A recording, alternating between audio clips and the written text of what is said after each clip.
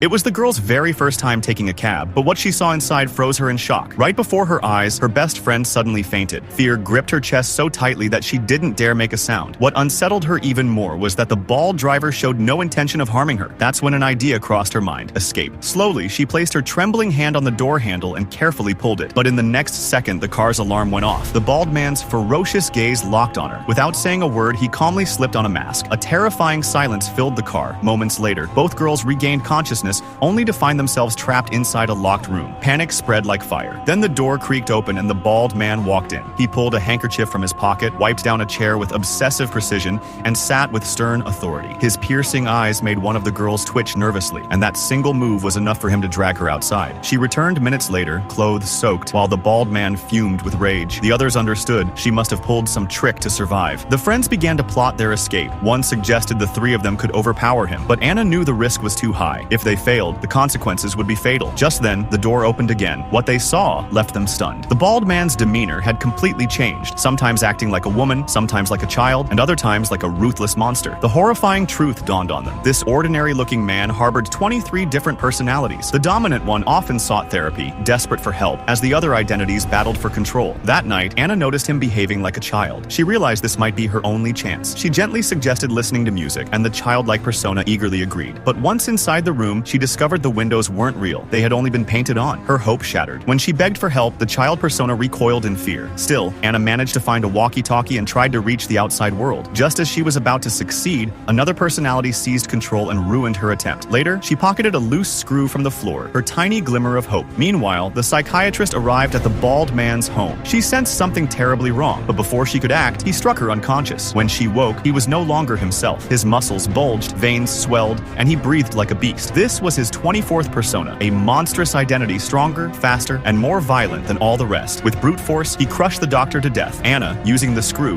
managed to free herself. But what she saw broke her spirit. One friend already dead, the other being devoured before her eyes. Trembling, she ran, desperate to survive. Then she spotted a note left by the doctor. Call his true name, and the original persona will return. She shouted, and for a fleeting moment, the real man resurfaced, horrified at the bloodshed around him. But the beast inside was not gone. It had awakened fully. Anna grabbed a shotgun, loaded the shells, and fired again and again, yet the bullets had no effect. The monster bent iron bars with its bare hands. Just when she thought it was the end, the creature noticed the scars on Anna's body. For a moment, even the beast paused, as if her pain pierced deeper than bullets. And here, the story reaches its most terrifying climax. The thin line between man and monster vanishes, and Anna's fate hangs by a thread.